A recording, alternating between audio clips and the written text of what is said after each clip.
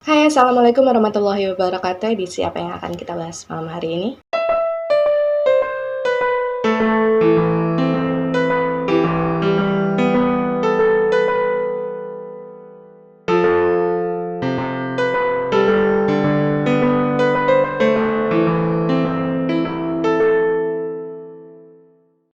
Ya, malam hari ini kita akan masuk lagi ke dalam edisi Dongeng Malam setelah 2 minggu sebelumnya kita terus-menerus membahas mengenai edisi Rekam Misteri. Dan kisah yang akan kita sama-sama dengarkan kali ini adalah kisah dari entitas bernama Joan. Joan ini sebenarnya nama aslinya panjang dan juga cukup belibet. Jadilah pada akhirnya saya memutuskan untuk menyebutkan nama Joan ini sesuai dengan nama panggilannya saja ya, untuk mempermudah cerita juga. Dan ya, disclaimer dulu untuk kalian yang mungkin baru pertama kali menonton channel YouTube ini, bahwasanya edisi Dongeng Malam adalah edisi di mana kita akan sama-sama mendengarkan kisah dari para entitas yang dulunya pernah hidup di masa lalu melalui residual memori mereka. Mengenai nantinya kalian akan percaya atau tidak dengan cerita mereka, itu sudah menjadi hak kalian. Yang terpenting adalah bagaimana caranya kita bisa saling menghargai dan juga bisa saling menebarkan energi yang positif. Jadi bagi kalian yang sudah follow saya di medsos, saya Instagram, entah itu TikTok, pasti tahu bahwasanya cerita entitas bernama Joan ini berkaitan kuat dengan sosok entitas lainnya juga yang bernama Dias. Jadi cerita mereka ini sebenarnya satu kesatuan, cuma berbeda residual memori dan juga residual energinya. Dan khusus untuk kali ini kita akan membahas dulu tentang residual energinya Joan. Dan mungkin sekitar 2 hari setelah kisah Joan ini naik tayang, nanti kita juga akan sama-sama menyaksikan bagaimana kisah dalam versi point of view-nya Dias. Mohon maaf kalau misalkan saya tidak bisa langsung sekaligus meng-up semuanya, karena seperti yang kalian ketahui sendiri, saya mengerjakan segala sesuatunya masih sendirian. Dan sebelum memulai cerita tentang bagaimana Joan ini kemudian bertemu dengan Dias, izinkan dulu saya sedikit menceritakan bagaimana tentang latar belakang Joan dan juga keluarganya. Karena saya ingin kalian bisa merasa lebih mengenal sosok Joan dengan lebih dekat. Jadi Joan ini adalah seorang anak Belanda yang sudah lahir dan memang besar di Indonesia, usianya sekitar 12 tahunan. Dan sebenarnya kalau dibilang anak orang kaya, enggak juga, karena Joan ini berasal dari keluarga Belanda yang taraf kehidupannya sederhana. Tapi meskipun sederhana, ayah dari Joan ini kita sebut saja namanya adalah Adam lah ya. Adam ini kebanyakan tingkah, jadi dia nggak sadar dengan kondisi dia, kondisi ekonomi keluarganya, dan juga kondisi kesehatan istrinya. Karena memang di dalam residual energinya Joan sebagai seorang anak, banyak sekali kenangan-kenangan yang tidak terlalu baik tertinggal tentang sosok ayahnya. Karena dari kecil yang Joan tahu, ayahnya itu adalah seorang pemabuk, nggak pernah melakukan hal yang benar gitu untuk keluarganya. Dia dan ibunya bisa dibilang sering menjadi korban, kalau zaman sekarang disebutnya mungkin KDRT ya, sering dipukulin karena hal-hal kecil. Sementara kalau kita membahas tentang sosok ibunya Joan, kita sebut saja namanya adalah Anna. Anna ini adalah seorang ibu rumah tangga yang memiliki tugas ya seperti layaknya seorang wanita yang memiliki sebuah keluarga. Jadi dia ngurusin anak, ngurusin suami, ngurusin rumah. Dan berbanding terbalik dengan sosok Adam, yaitu ayahnya Joan ya, Anna ini adalah sosok yang sangat berarti bagi Joan. Jadi di dalam residual memorinya Joan ini, Anna memiliki tempat tersendiri. Tapi sayangnya, saya nggak tahu apakah ini memang penyakit bawaan dari anak kecil atau bagaimana, saya nggak tahu ya, karena Joan juga belum mengerti sampai ke sana. Tapi yang jelas pada saat itu memang kondisi anak ini memiliki sebuah penyakit yang cukup parah. Jadi penyakit bawaan gitu yang kadang kalau kumat bisa membuat anak ini kayak terkapar aja di atas kasur, nggak bisa ngapa-ngapain. Dan menurut Joan sendiri, semakin Joan ini bertambah besar gitu ya usianya, dia menyaksikan bagaimana kondisi kesehatan anak pada saat itu memang semakin menurun. Dan dalam keseharian Joan sendiri, dia lebih sering melihat ibunya itu menghabiskan waktu berada di dalam kamar. Jadi misalkan dalam sehari gitu ya, bisa dari pagi sampai malam, selesai ibunya ini mengurus semua pekerjaan rumah tangga, maka ibunya ini akan langsung mengurung diri di kamar karena memang kondisinya tidak baik. Dan karena sudah terbiasa melihat kondisi ibunya yang seperti itu, kalau dibilang sedih pasti sedih. Tapi yang namanya anak kan sudah terbiasa dengan pola tersebut. Jadi setiap kali Joan ini kayak ngerasa pengen manja-manjaan gitu ya sama ibunya, ya Joan ini akan masuk ke dalam kamar ibunya, kemudian dia tidur di samping ibunya gitu ya, di atas ranjang. Dan biasanya Joan ini akan menceritakan banyak hal tentang kejadian yang terjadi di dalam kesehariannya. Dan apa yang terlihat dari residual memorinya Joan pada saat itu, memang Anna ini sangat menyayangi Joan. Jadi setiap kali Joan itu bercerita, Anna itu akan sering mengusap-ngusap rambutnya si Joan gitu, sambil ngeliatin Joan, sambil merespon cerita-cerita Joan. Jadi memang meskipun pada saat itu Joan ini memiliki orang tua yang lengkap, tapi menurut Joan pada pada saat itu ya dia cuma dibesarkan oleh sosok figur seorang ibu. Sosok ayah itu sama sekali tidak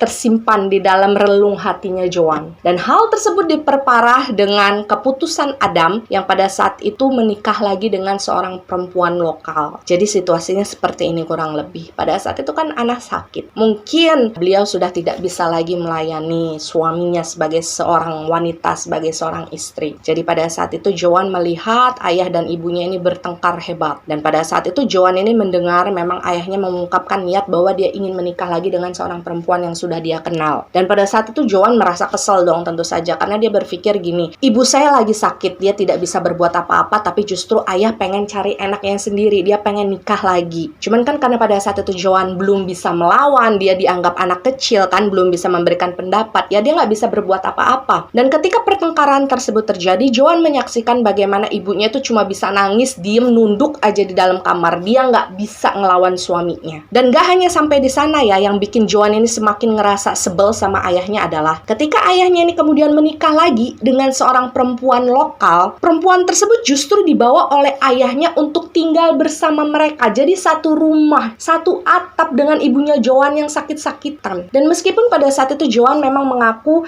ibu tirinya ini nggak pernah melakukan hal-hal kekerasan gitulah ya kepada dia ataupun kepada ibunya, tapi entah kenapa Joan ini selalu merasa bahwa ibu tirinya itu selalu berusaha untuk mempertunjukkan kemanjaan dia dengan ayahnya di depan Joan dan juga di depan Anna. Jadi Joan itu kayak apa ya, kayak sebel sendiri, kayak jengkel sendiri. Apalagi pada saat itu kan Anna sama sekali nggak mau melawan ya, dia nggak mau cari masalah. Dan hal tersebutlah yang pada akhirnya membuat Joan ini semakin malas untuk berada di rumah. Jadi semenjak ayahnya ini menikah lagi, Joan ini lebih sering menghabiskan waktunya untuk bermain bersama teman-temannya itu di luar. Sementara kalau Anna kan pada saat itu memang sudah sejak awal dia lebih sering menghabiskan waktu di kamar kan ya, karena kondisinya memang tidak baik. Jadi ya sudah seperti itulah keseharian Joan. Saat pagi misalkan dia berangkat ke sekolah, setelah selesai sekolah pulang sebentar nengokin ibunya di kamar, kemudian setelah selesai dia main lagi keluar, menjelang senja dia akan pulang lagi, kemudian menengok lagi kondisi ibunya seperti apa. Habis itu dia kembali lagi ke kamarnya untuk istirahat dan menyambut hari esok kemudian dengan pola yang sama. Jadi dia benar-benar udah nggak peduli lagi dengan keberadaan ayah dan ibu tirinya yang ada satu rumah dengan dia. Dan sampai di situ adalah latar belakang dari Joan dan juga keluarganya. Sekarang di bagian ini kita akan mulai masuk ke dalam situasi bagaimana kemudian Joan ini bisa bertemu dengan Diaz. Jadi pada saat itu Joan ini posisinya sedang bermain dengan beberapa teman-temannya gitu ya, yang kesemuanya adalah anak-anak Belanda yang tinggal di kawasan tersebut. Dan memang kebiasaan mereka ini kalau misalkan main barengan gitu ya, rame-rame, mereka ini biasanya akan menuju ke sebuah lapangan yang bawahnya tuh masih kayak tanah-tanah campur pasir gitu. Biasanya mereka bermain bola di sana, main kejar-kejaran, dan itu adalah sesuatu yang biasa bagi mereka. Jadi itu bukan sebuah tempat yang asing bagi mereka. Dan awalnya tidak ada yang aneh dengan hari itu, hari di mana Joan dan teman-temannya bermain di lapangan tersebut. Bisa dibilang bahkan pada saat itu mereka ini main cukup lama ya. Dari jam-jamnya pulang sekolah sekitar jam 10 jam 11 pagi sampai kurang lebih jam 3 sorean. Dan permainan itu berjalan seperti layaknya permainan anak-anak usia mereka ya. Ada yang ketawa, ada yang bercanda, ada yang kejar-kejaran. Hingga kemudian sekitar jam 3 sorean itu melalui residual memorinya Joan ini kemudian terdiam sebentar karena dia ini seperti merasa sedang mendengar suara deru mesin truk. Jadi kalau misalkan kalian sering mendengar suara truk gitu ya, kalau misalkan truk mau berhenti, nah seperti itulah kurang lebih bunyi yang didengar oleh Joan pada saat itu. Dan pada saat itu Joan ini merasa biasanya nggak pernah ada truk-truk besar deh mampir atau lewat di wilayah ini, karena itu kan wilayah perumahan. Sedangkan pada saat itu suara truk tersebut kayak terdengar mendekat ke arah mereka. Tapi waktu itu Joan masih belum berpikiran macem-macem ya. Meskipun memang jarang ada truk lewat di sana, Joan berpikir mungkin ada warga yang menggunakan truk untuk mengangkut barang atau bagaimana. Tapi ternyata ketika Joan ini mendengarkan, dia juga memperhatikan kan, melihat dari kejauhan itu truk kok lama-lama datang ke arah lapangan kita gitu. Dan hal yang tidak terduga pada saat itu justru truk tersebut berhenti di pinggir lapangan tempat di mana Joan dan teman-temannya sedang bermain. Jadi pada saat itu ada 2 truk yang berhenti di sana dan ukurannya tuh memang lumayan besar-besar. Dan truknya tuh bukan kayak truk sekarang ya. Kalau truk sekarang kan bentuknya rapi gitu ya. Karena kalau yang terlihat dari residual memorinya Joan itu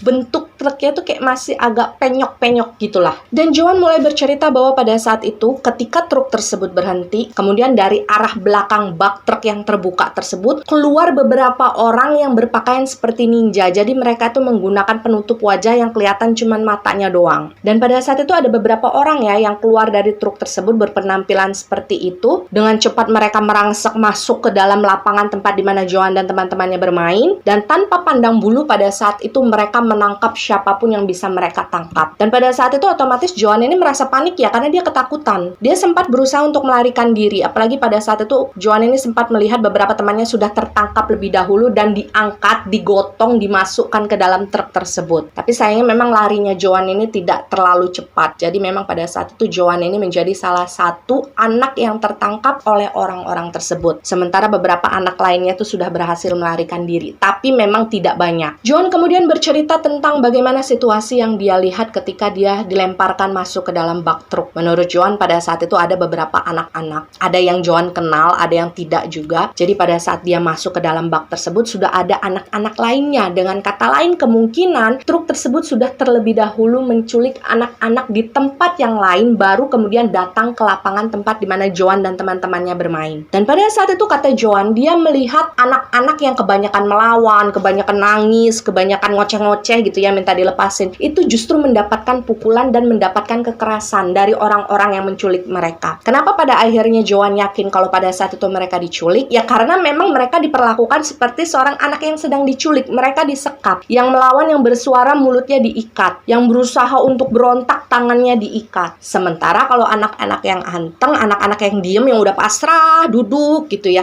itu mereka nggak diapa-apain. Nah, mempelajari situasi tersebut pada akhirnya Joan ini memutuskan untuk, oh ya sudahlah kalau begitu saya juga ikut-ikutan diem aja. Karena pada saat itu Joan kan nggak tahu juga dia mau dibawa kemana dan ingin diapakan. Tapi yang perlu digarisbawahi di sini adalah semua anak-anak yang ada di dalam truk tersebut, truk 1 dan truk 2, itu semuanya adalah anak-anak Belanda. Jadi bisa dibilang memang mungkin pada saat itu orang-orang tersebut memang sengaja untuk mengincar anak-anak Belanda aja, bukan anak-anak lokal. Dan menurut Joan, orang-orang tersebut tidak hanya berhenti sampai di mana ketika Joan dan teman-temannya diculik. Jadi ketika mereka itu sudah ada di dalam bak tersebut, agak beberapa saat kemudian ya, truk tersebut kembali berhenti di satu titik yang nggak tahu di mana, karena Joan sendiri kan nggak bisa ngelihat, posisi badan dia bahkan lebih pendek daripada tepian bak truk tersebut. Tapi yang jelas ketika truk tersebut berhenti sebentar, nggak lama, orang-orang yang tadi menculik Joan dan teman-temannya itu kembali melemparkan beberapa orang anak-anak Belanda lagi masuk ke dalam bak truk. Dan mengulangi proses tersebut sekitar 2 kali, barulah ketika hari sudah gelap, Joan ini bilang akhirnya truk tersebut benar-benar berhenti di satu titik, di mana mereka semua yang ada di dalam truk tersebut pada akhirnya diturunkan. Dan mereka ini diturunkan bukan diturunkan kayak baik-baik, digendong satu-satu gitu, enggak ya. Mereka dilempar kayak ngelempar batu aja ke tanah. Cuma yang perlu kalian bayangkan pada saat itu adalah Joan ini meskipun dia anak Belanda, dia kan bukan anak orang kaya gitu ya, bukan yang terbiasa dimanja dari kecil oleh orang tuanya. Jadi memang pada saat itu Joan ini kayak sudah terbiasa dengan kehidupan yang keras. Jadi ketika dia ini dilempar dari atas truk, ketika dia dilempar masuk ke dalam bak truk, badannya kan pasti kerasa sakit ya sebenarnya. Tapi dia nggak nangis, maksudnya kayak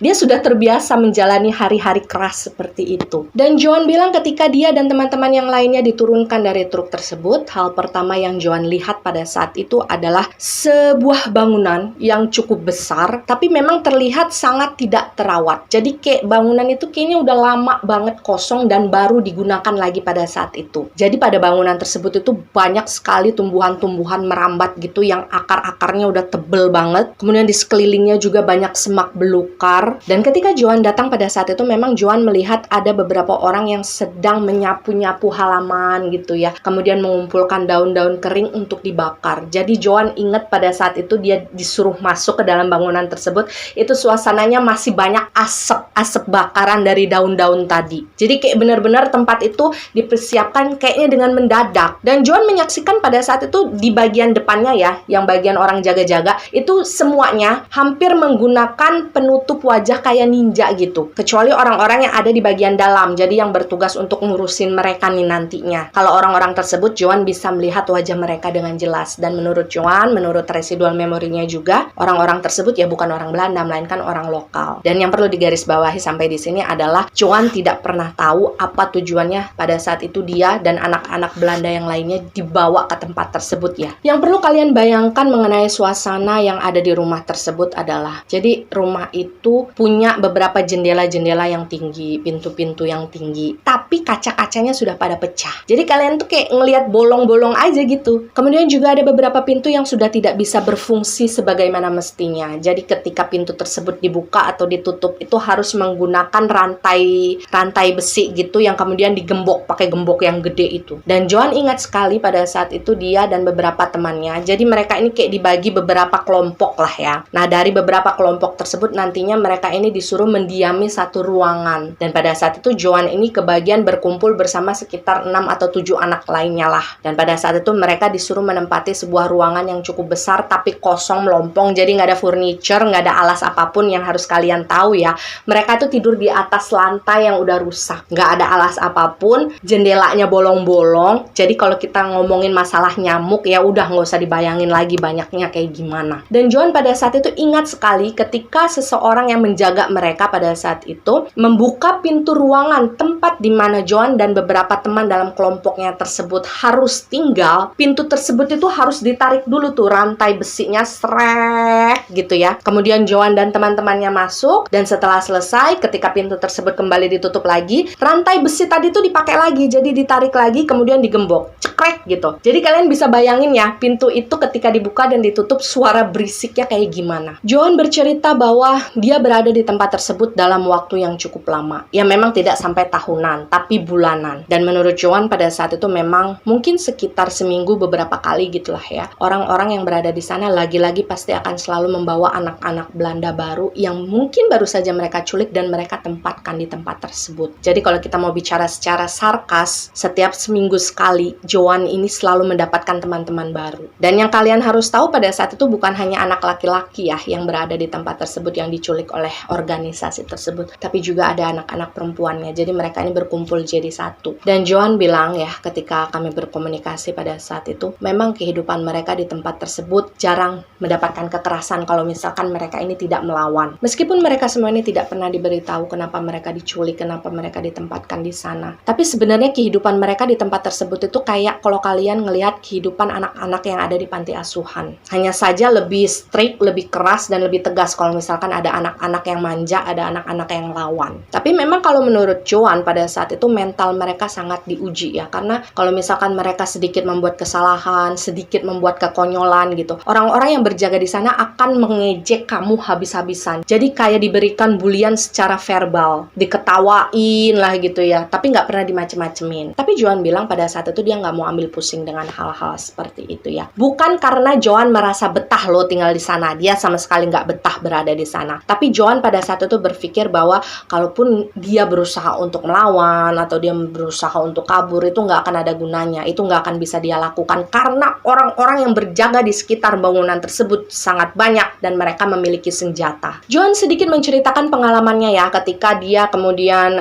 dikenal menjadi anak yang penurut di tempat tersebut. Jadi mungkin karena Joan ini nggak pernah banyak bicara dari awal dia diculik, kemudian dia ditempatkan di tempat tersebut, dia cuma diem aja nggak pernah ngebalas satu kata pun gitu ya dari para penjaga di situ. Akhirnya Joan ini kayak dikenal sebagai anak baik gitu lah ya, anak baik di tempat tersebut. Dan karena hal tersebutlah pada akhirnya ada beberapa penjaga yang membawa-bawa nama Joan ketika mereka ini bertemu dengan seorang anak yang rewel, anak yang cerewet gitu. Maksudnya kayak gini, tuh tiru tuh Joan tuh, dia mah nurut, dia mah nggak pernah ngelawan gitu loh. Dan Joan ini selalu berusaha untuk menasehati beberapa orang temannya lah ya di tempat tersebut. Udah, kamu jangan ngelawan, kamu jangan teriak-teriak terus, kamu jangan nangis-nangis terus, karena nantinya kalau kamu bikin para penjaga kesel di sini, nanti kamu yang dipukulin, kasihan kamunya nanti nggak dikasih makan. Karena gini ya, Joan itu kayak ngerasa kasihan aja gitu kalau misalkan ngelihat anak-anak apalagi yang usianya di bawah dia gitu dipukulin karena nggak mau makan, dipukulin karena dia terus-menerus minta pulang, dipukulin karena dia berusaha untuk melawan. Tapi kan yang namanya manusia, kita kan nggak bisa mengatur supaya setiap orang itu harus memiliki pola pikir yang sama kayak kita gitu kan. Apalagi pada saat itu anak-anak tersebut kan usianya masih kecil-kecil ya, mereka masih belum bisa memahami harus seperti apa sih menghadapi situasi yang seperti itu. Jadi meskipun Joan pada saat itu berusaha untuk menasehati mereka, memberikan mereka ini kayak semacam saran, tapi masih ada aja anak-anak yang kayak nggak ngedengerin dipukulin gitu. Mereka masih berusaha untuk ngelawan, bahkan mereka ini berusaha untuk menggigit setiap kali ada penjaga yang datang ke tempat mereka untuk memberikan makanan atau memberikan baju ganti. Dan yang paling menakutkan dari itu semua adalah ketika seorang anak sudah berhasil membuat beberapa penjaga yang ada di tempat tersebut merasa kesel, biasanya anak tersebut nantinya akan diseret, dibawa ke suatu tempat, dan di tempat tersebut nantinya anak tersebut akan dipukulin. Terkadang anak tersebut nggak akan pernah kembali lagi ke dalam kamar yang biasanya dia tempati. Jadi ibaratnya anak tersebut udah tinggal nama doang. Dan itu sebenarnya yang menjadi patokan Joan pada saat itu. Dia berusaha untuk menjalani kehidupannya, ya sudahlah, pasrah saja. Dia juga nggak bisa berbuat apa-apa. Karena dari apa yang Joan dengar selama dia tinggal di sana, ya namanya tinggal kayak gitu kan pasti banyak mulut, pasti banyak telinga yang kemudian menyampaikan cerita dari mulut ke mulut gitu ya, terlepas itu benar atau tidak. Yang Joan tahu pada saat itu memang satu persatu anak Belanda yang dianggap sudah tidak berguna lagi di tempat tersebut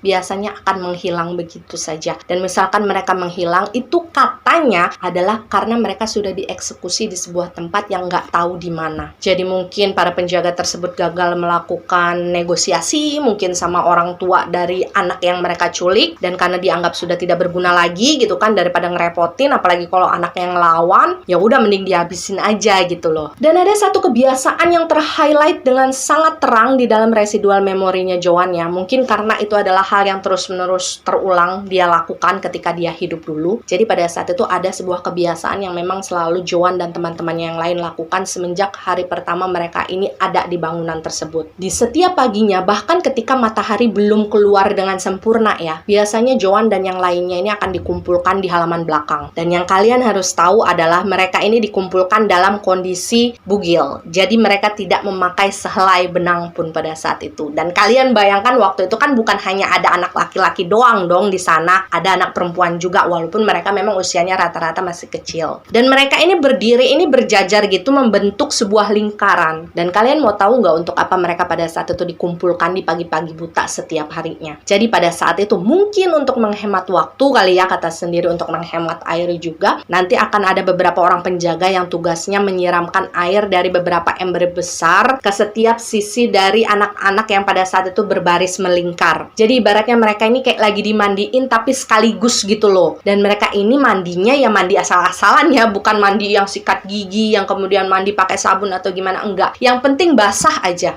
Dan biasanya setelah ritual mandi tersebut selesai, mereka akan disuruh masuk lagi ke dalam kamar dan menunggu beberapa saat mereka akan mendapatkan jatah makan pagi. Dan ada cerita pribadi dari Joan ketika dia pertama kali datang ke bangunan tersebut, otomatis kan dia ngerasa kaget ya dengan hal yang harus dia lakukan ketika dia mandi pada saat itu. Apa-apaan nih gitu kan? Masa kita harus nggak pakai apa-apa, tiba-tiba ngumpul di depan banyak orang diliatin gitu. Nggak cuma cowok yang ada di sana, tapi cewek juga ada di sana ya, walaupun semuanya anak kecil. Tapi kan waktu itu Joan masih punya rasa malu ya, dia masih kayak ada rasa segannya. Nah waktu itu Joan berusaha untuk kabur, pernah 2 kali, dia nggak mau gitu, dia ngelawan. Joan ini berusaha untuk lari dari barisan lingkaran tersebut, tapi dia tertangkap, dan dari 2 kali percobaan tersebut, akhirnya Joan ini mendapatkan sebuah luka sabetan. Jadi waktu itu sabetannya itu dari batang bambu yang diiris tipis gitu loh guys. Kan kalian tahu itu tajam pasti ya kalau disabetin ke kulit. Nah itulah yang disabetin ke bagian betisnya Joan yang meninggalkan bekas bahkan sampai Joan ini meninggal dunia. Jadi bekasnya itu kayak menganga gitu, walaupun dia udah kering, dia udah ngelupas gitu kan ya lukanya, tapi bekasnya itu masih ada. Dan semenjak saat itulah Joan ini udah nggak berani lagi ngelawan. Ibaratnya ya udahlah kalau memang disuruhnya begitu ya udah saya lakukan. Joan juga bercerita bahwasanya dia dan teman-teman yang lainnya itu tidak bisa berganti pakaian setiap hari di sana. Karena kan kalian tahu mereka diculik, mereka nggak bawa baju ganti. Jadi mereka hanya menggunakan pakaian itu lagi, itu lagi, itu lagi. Jadi alih-alih pada saat itu mereka bisa berganti pakaian setiap hari, menurut Joan ya, mereka ini cuma bisa berganti pakaian itu sekitar 1 bulan sekali. Jadi mau pakaiannya kotor, mau pakaiannya bau, ya bodo amat. Lalu baju dari mana yang mereka pakai ketika mereka berganti pakaian dalam 1 bulan sekali tersebut? Menurut Joan pada saat itu adalah ada sebuah tradisi kebiasaan bagi mereka yang mungkin tinggal di bangunan tersebut sudah agak lama, maksudnya sudah hitungan beberapa bulan gitu, pasti tahu dengan tradisi itu. Jadi biasanya dalam sebulan sekali para penjaga yang ada di sana akan memberikan kayak semacam buntelan gitu ya, yang ketika dibuka isi dari buntelan tersebut adalah 1 setel pakaian. Jadi kayak pakaian atasan sama bawahan. Dan pakaiannya itu sangat sederhana sekali ya, terbuat dari kayak bahan belacu gitu kalau kalian tahu bahan belacu. Kemudian jahitannya juga sederhana sederhana, warnanya kayak abu-abu tua. Nah, biasanya mereka akan berganti pakaian tersebut, sementara pakaian yang lama akan mereka buang. Dan selain membahas masalah pakaian, Joan juga menyampaikan bahwa sebenarnya ketika mereka ini berada di tempat tersebut yang mereka diculik, mereka disekap, sebenarnya kalau secara makanan mereka nggak kekurangan. Maksudnya mereka betul-betul dikasih jatah makan itu sehari 2 kali, di saat pagi dan juga siang. Biasanya kalau malam mereka ini kayak diberikan bakaran-bakaran umbi-umbian gitu loh, jadi kayak singkong bakar atau ubi bakar. Jadi sebenarnya mereka tuh kalau secara perut itu nggak kekurangan, mereka kenyang. Bahkan minum pun mereka diberikan air yang bersih. Jadi Joan ini sering sekali menyaksikan, bahkan membantu loh, ketika para penjaga tersebut merebus air yang mereka dapatkan,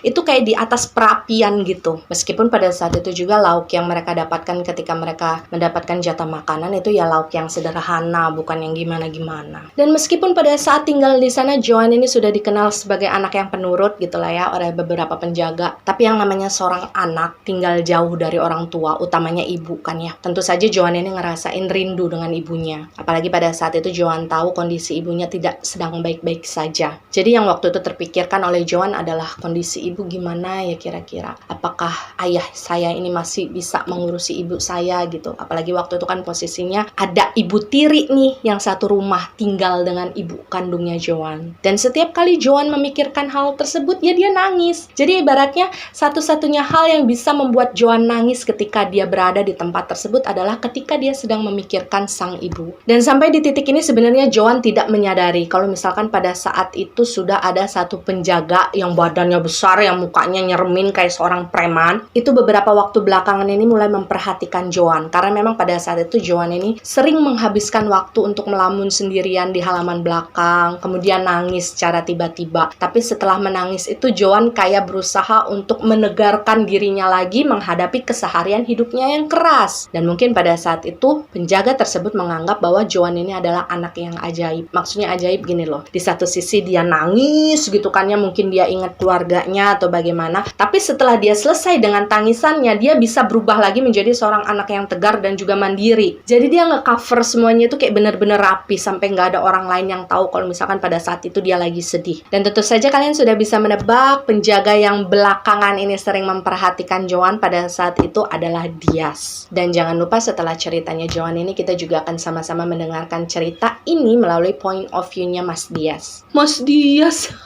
Dan di masa-masa inilah sebenarnya Joan ini semakin sering bertemu dengan sosok yang kita kenal sebagai Diaz. Tapi kesan pertama yang pada saat itu Joan dapatkan ketika dia berkenalan dengan sosok seorang Diaz ini adalah Diaz ini orang yang galak. Diaz ini adalah orang yang nyeremin. Karena memang kalau misalkan kalian sudah melihat postingan saya mengenai sosoknya Diaz ya, kalian pasti bisa tahu lah kenapa Joan merasa takut sama Diaz. Bahkan Joan sendiri bilang kepada saya bahwa hal yang paling Joan takutkan dari diri Diaz adalah matanya Diaz. Karena menurut Joan matanya Diaz itu tajam kalau dia lagi menatap sesuatu, apalagi ketika dia sedang marah. Dan Diaz ini adalah tipe-tipe orang yang jarang bicara, tapi ketika dia ngerasa nggak cocok dengan sesuatu gitu ya, apalagi ketika ada anak yang nakal, yang lawan, yang nyerocos aja gitu, biasanya Diaz ini akan tiba-tiba ngebanting barang aja gitu untuk menunjukkan bahwa pada saat itu dia lagi nggak seneng. Dan semua hal tersebut tentu saja disaksikan oleh Joan kan, karena bagaimanapun kan mereka satu tempat, satu area. Dan dari apa yang Joan dengar mengenai sosok Diaz dari mulut ke mulut dari orang-orang yang ada di sekitar dia gitu kan, bahwasanya Diaz ini konon katanya adalah seorang preman yang ditugaskan untuk menjaga di tempat tersebut, dan tugas utamanya pada saat itu adalah mengeksekusi anak-anak yang sudah dianggap tidak berguna lagi di tempat tersebut, apalagi kalau anak-anaknya nakal. Dan info tersebut itu kayak benar-benar sudah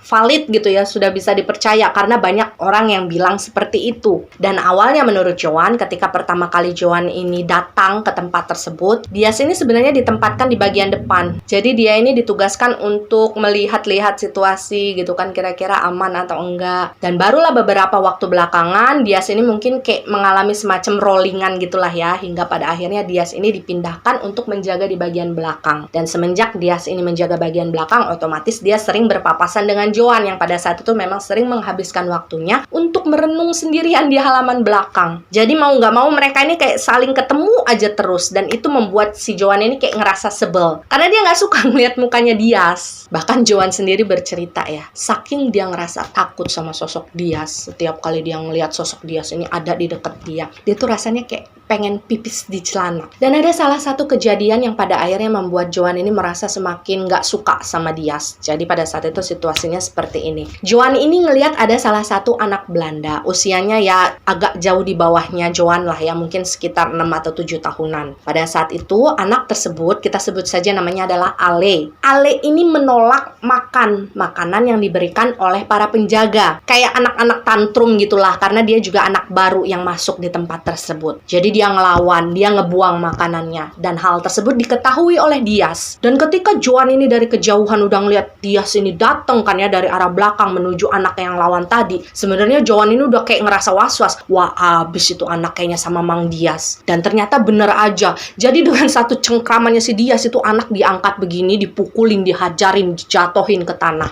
Tapi karena pada saat itu Joan itu kayak ngerasa ngeliat adiknya sendiri gitu kan ya, karena kan semua anak-anak yang ada di tempat tersebut sudah dianggap saudara oleh Joan. Dia ini kayak ngerasa nggak tega. Masa sih anak sekecil itu harus dipukulin, dan Joan diam saja. Jadi pada saat itu tanpa berpikir macam-macam ya, Joan ini berusaha untuk menengahi sebenarnya. Dia tuh kayak pengen nengahi, pengen berusaha untuk membujuk si Dias ini untuk tidak melanjutkan pukulannya kepada anak tersebut, dan supaya anak tersebut itu udah diem gitu. Kalau misalkan nggak mau dipukulin tuh diem mulutnya. Tapi yang namanya tinggal di tempat yang harus kuat-kuatan mental dan fisik, akhirnya Joan yang pada saat itu sebenarnya tujuannya baik, pengen menolong anak tadi, justru disalahpahami oleh penjaga-penjaga lain yang ada di sana. Jadi kan waktu itu sempat terjadi kayak adu tarik-tarikan gitu antara Dias dan juga Joan memperebutkan si anak kecil tadi. Karena waktu itu posisinya anak tersebut itu bagian sininya ini lagi dicengkram gitu sama Dias sambil dipukulin. Tapi belum sempat pada saat itu Joan berhasil untuk merebut anak tersebut. Pada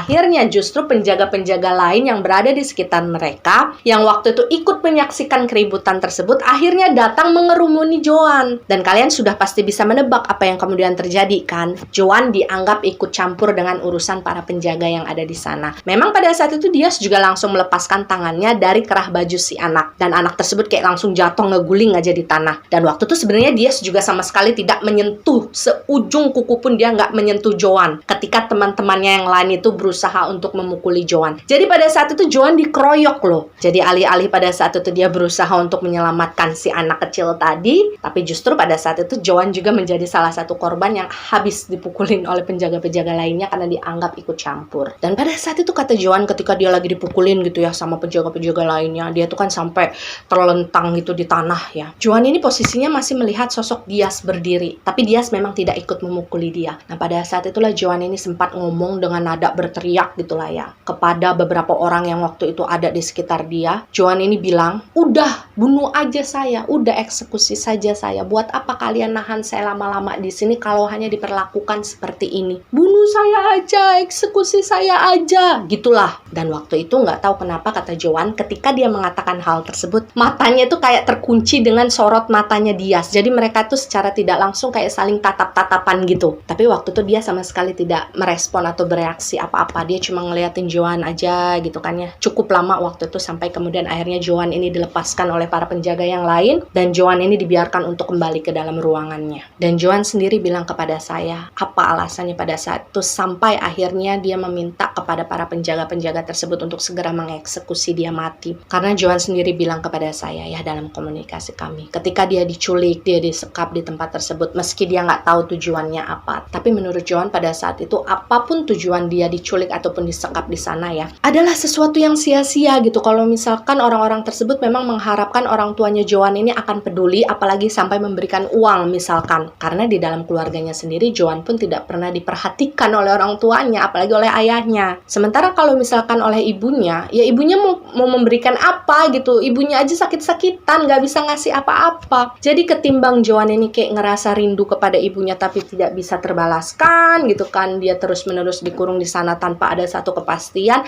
ya Joan ini kepengen ya sudahlah, selesaikan aja hidup saya sampai di sana, buat apa lagi. Dan semenjak kejadian tersebut, Joan ini merasa bahwa Dias ini kayak semakin sering mengawasi dia dari kejauhan. Dan hal tersebut membuat Joan ini merasa risih dan juga takut sebenarnya. Bahkan pada saat itu Joan juga sempat ngerasa sangat menyesal ya, karena sudah ikut campur dengan urusannya Dias waktu itu, dengan urusan urusan para penjaga lainnya yang sedang memberikan pembelajaran kepada anak-anak yang memberontak. Dan semua momen-momen awkward yang ada di antara Diaz dan juga Joan, kayak maksudnya momen-momen ganjil, momen-momen kikuk yang ada di antara mereka berdua ini, pada akhirnya pecah ketika Diaz ini sempat menghampiri Joan yang pada saat itu kayak lagi bengong ya di halaman belakang sambil mainin lidi, dia tulis-tulis gitu di atas tanah. Jadi pada saat itu Diaz ini menghampiri sambil membawa kayak semacam botol minuman gitulah. Dia tiba-tiba aja duduk di sampingnya Joan. Dan pada saat itu kata Joan sebenarnya dia pengen langsung kabur, cuma dia takut kalau misalkan dia kabur nantinya justru akan membuat Diaz ini ngerasa tersinggung. Jadi ya sudahlah, pada saat itu Joan duduk aja di tempatnya dan pasrah mendengarkan apapun yang akan Diaz katakan. Jadi pada saat itu Joan ini menjawab setiap pertanyaan-pertanyaan yang diberikan oleh Diaz kepadanya. Sebenarnya pertanyaannya sederhana aja. Jadi kayak Joan ini tinggal di mana, kemudian Joan ini keluarganya seperti apa, apakah Joan ini sekolah atau tidak. Dan Joan sendiri mengaku kepada saya ketika proses tersebut terjadi, sebenarnya Joan juga tidak terlalu menyangka bahwa pembicaraan dia dan juga Diaz di hari tersebut bisa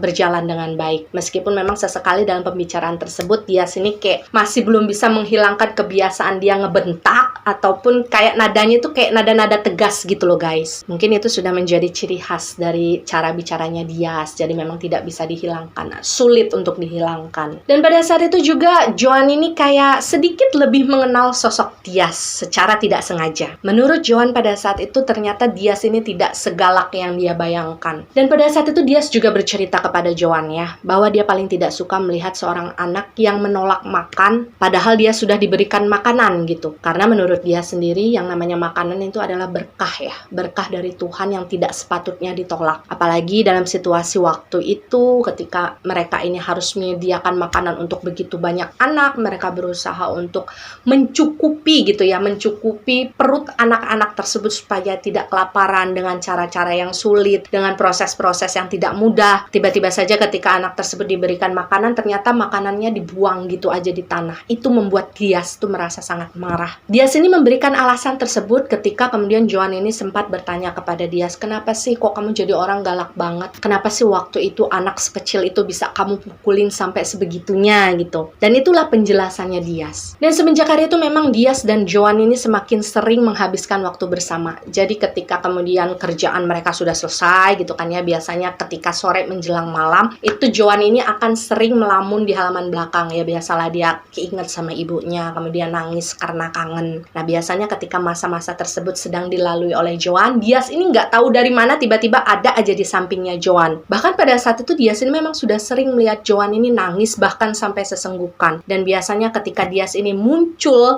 di sebelahnya Joan ketika Joan sedang menangis, Diaz ini nggak akan bicara apa-apa. Dia cuma duduk di sana sambil ngusap punggungnya Joan aja. Jadi kayak seorang kakak yang sedang berusaha untuk menenangkan adiknya. Hingga mungkin di suatu hari Joan ini merasa dia membutuhkan seorang teman untuk bicara ya. Yang namanya manusia, kita adalah makhluk sosial. Jadi akhirnya waktu itu Joan ini kayak ngalir gitu aja menceritakan bagaimana tentang keluarganya kepada Diaz. Jadi pada saat itu Joan bilang kepada Diaz, saya ini punya seorang ibu saya sudah sakit sejak lama dan mungkin sekarang ini sudah tambah parah. Sedangkan pada saat itu ayah saya sudah menikah lagi dengan perempuan lain dan parahnya perempuan tersebut dibawa untuk tinggal satu rumah dengan ibu saya yang sedang sakit-sakitan. Saya kangen dengan ibu saya. Saya pengen ketemu dengan ibu saya. Saya pengen memastikan bahwasanya ibu saya ini baik-baik saja. Saya takut sekali misalkan saya nggak punya waktu lagi, saya nggak punya kesempatan lagi untuk melihat kondisi ibu saya. Karena saya nggak tahu sampai kapan saya akan berada di tempat ini. Dan apakah selama waktu tersebut ibu saya masih hidup atau tidak. Jadi ibaratnya Joan pada saat itu memang sudah pasrah lah ya dengan ya apapun jalan takdirnya pada saat itu. Kalau misalkan dia sudah tidak bisa lagi memiliki kesempatan untuk bertemu dengan ibunya dalam kondisi masih hidup, sebenarnya Joan juga sudah tidak bisa berbuat apa-apa. Dan secara jujur Joan bilang kepada saya pada saat dia menceritakan semua isi hatinya kepada Diaz, dia sama sekali nggak mengharapkan hal apapun kok dari Diaz. Karena pada saat itu Joan juga berpikir bahwasannya ya Diaz hanya menjalankan tugas, dia juga nggak mungkin ngebantu saya untuk keluar dari tempat itu. Tapi Joan sudah sangat berterima kasih karena pada saat itu dia sudah memposisikan dirinya sebagai seorang pendengar yang baik, sosok yang dibutuhkan oleh Joan pada saat itu. Tapi ternyata Joan salah. ketika Joan berpikir bahwasanya pada saat itu Diaz tidak akan melakukan hal apapun untuk membantu Joan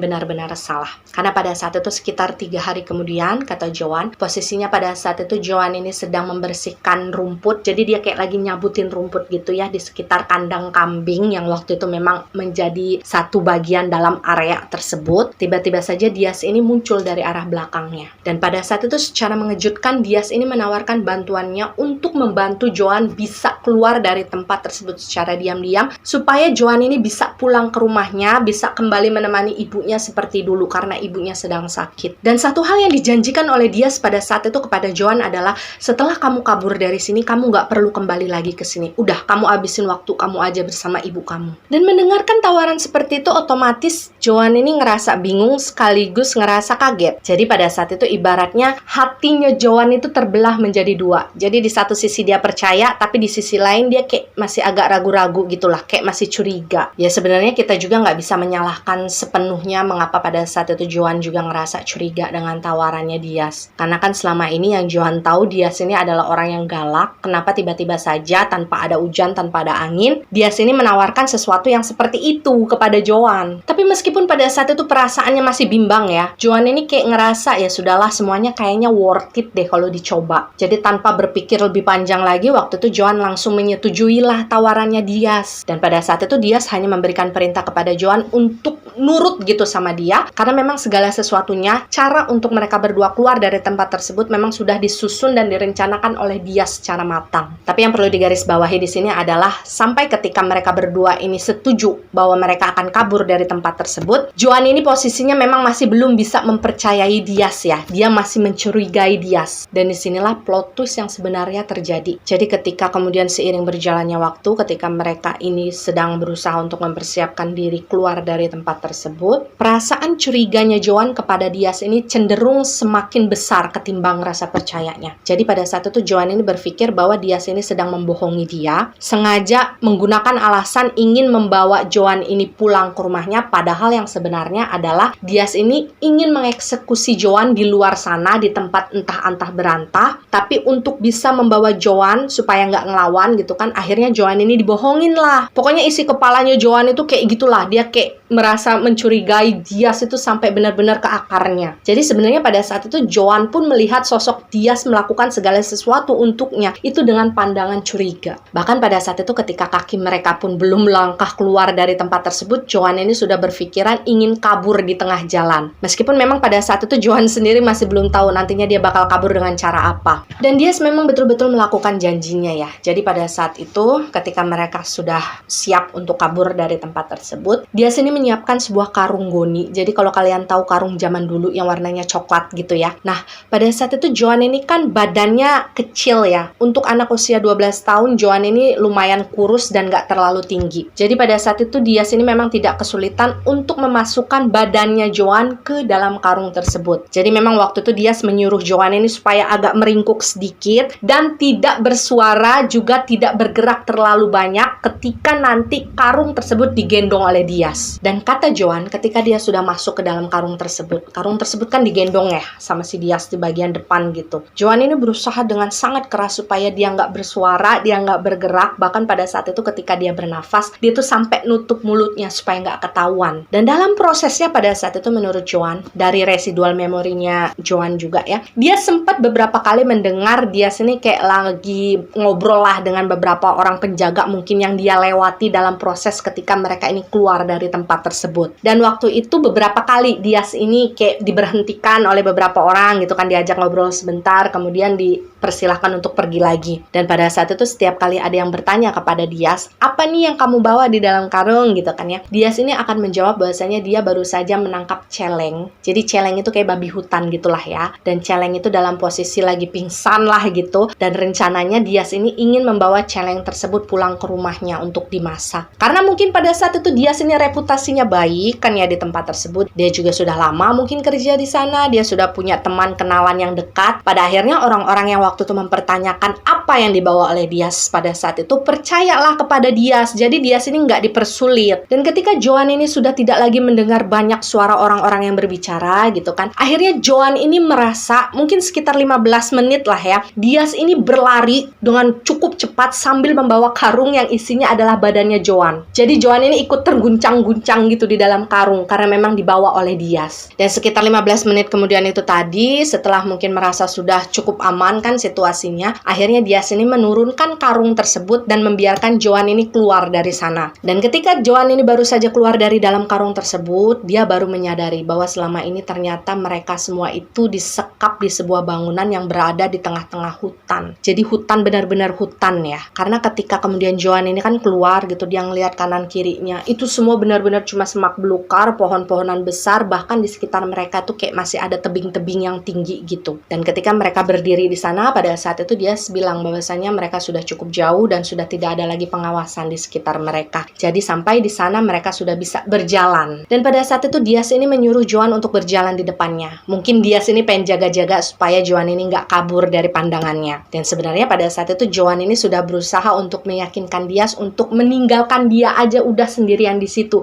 Dia bisa melanjutkan perjalanan sendirian untuk sampai ke rumah gitulah ya. Tapi waktu itu Diaz nggak mau dengan alasan seperti ini ya. Diaz ini khawatir barangkali nanti di tengah jalan Joan ini berpapasan dengan orang lain gitu, atau dengan para penjaga yang kebetulan tiba-tiba aja lewat gitu kan, siapa tahu kan, bisa aja. Diaz juga bilang bahwa dia khawatir kalau misalkan nanti dalam perjalanan kalau misalkan Joan sendirian kemudian bertemu dengan binatang buas gitu kan secara tidak sengaja, maka tidak akan ada yang bisa membantu dia. Karena memang betul guys, menurut Joan ya, pada saat mereka berjalan waktu itu beberapa saat itu dari kejauhan mereka sering melihat ada binatang buas yang melintas. Dan pada saat itu Joan masih menganggap segala gerak-gerik yang dilakukan oleh Diaz adalah sesuatu yang mencurigakan. Pokoknya pada saat itu Joan ini kayak udah benar-benar nggak bisa percaya lagi dengan sosoknya Diaz. Bahkan waktu itu Joan sempat berusaha untuk melarikan diri. Dia nekat buat kabur, lari dari sebelahnya Diaz. Karena dia udah nggak tahan lagi gitu jalan bareng Diaz. Dia sudah berusaha untuk mencari berbagai macam alasan supaya Diaz ini meninggalkan dia sendirian, tapi Diaz tetap nggak mau. Dan ketika Joan berusaha untuk kabur, lari gitu dari Diaz, karena memang Diaz ini badannya besar, tentu saja sudah sangat mudah bagi Diaz untuk kembali menangkap tangannya Joan pada saat itu dan menariknya lagi untuk berjalan di dekatnya. Bahkan pada saat itu melalui residual memorinya Joan, Diaz ini sempat ngomong gini,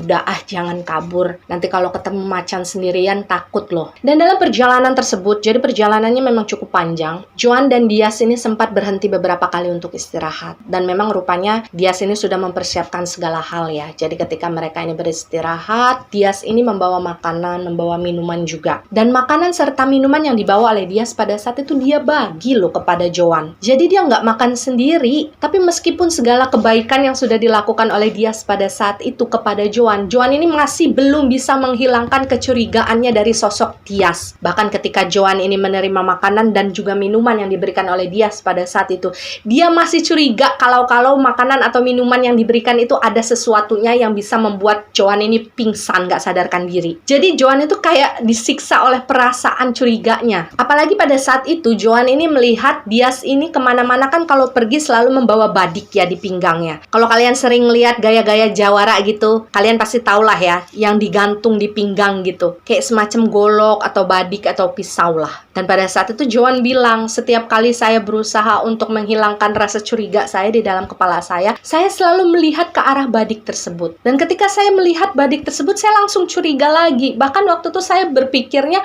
saya bakal dieksekusi dengan menggunakan badik tersebut. Dan barulah ketika mungkin sudah setengah perjalanan mereka lalui waktu itu, jujur Joan juga sudah putus asa kan, dia udah pasrah gitu, udahlah mau dimanapun saya dieksekusi ya sudah, saya udah capek. Nah pada saat itu akhirnya si Diaz ini mengeluh ingin buang air kecil. Nah ketika mendengar keluhannya Diaz tersebut, Joan ini yang awalnya udah pasrah gitu kan, udah males ngapa-ngapain, akhirnya langsung muncul lagi nih semangat di dalam hatinya. Nah ini nih kayaknya salah satu jalan yang bisa saya manfaatkan supaya saya bisa kabur dari Diaz. Jadi pada saat Diaz ini pengen buang air kecil, waktu si Joan ini kayak SKSD gitu kan sama Diaz, Joan ini menyarankan kepada Diaz, kamu pipisnya di dekat tebing aja, madep ke sana supaya nggak ada yang lihat, barangkali ada orang yang lewat kan. Dan pada saat itu Diaz nurut aja dengan omongannya Joan, karena memang jalanan yang mereka lalui pada saat itu memang sesekali masih ada yang lewat gitu orang. Jadi akhirnya waktu itu si Diaz ini benar-benar dia berbalik, dia mencari pinggiran tebing dan dia bersiap-siap untuk buang air kecil di sana. Jadi memang posisinya pada saat itu membelakangi Joan. Dan Joan pada saat itu berpikir cepat ya, dia nggak mau membuang-buang waktu. Jadi pada saat itu Joan ini memang sudah merencanakan diri untuk mendorong badannya Diaz ketika Diaz ini sudah fokus untuk pipis di pinggiran tebing. Dan benar saja ketika kemudian Dias ini posisinya sudah berbalik, dia sudah bersiap-siap untuk buang air kecil gitu. Otomatis dia kan udah nggak fokus ya dengan apa yang ada di sekitarnya pada saat itu. Dan posisinya lagi agak nunduk. Dan pada saat itulah ketika mungkin Joan menganggap bahwasanya itu adalah waktu yang tepat, Joan ini langsung berlari sekuat tenaga. Dia menodongkan dua tangannya gini ya. Dan ketika dia sudah sampai di dekat Dias, dia langsung mendorong punggungnya Dias dengan sekuat tenaga. Jadi dia langsung puk gitu. Tapi ada satu hal yang Joan lupakan pada saat itu, yaitu tenaganya tidak terlalu kuat untuk bisa mendorong Dias yang badannya sebesar itu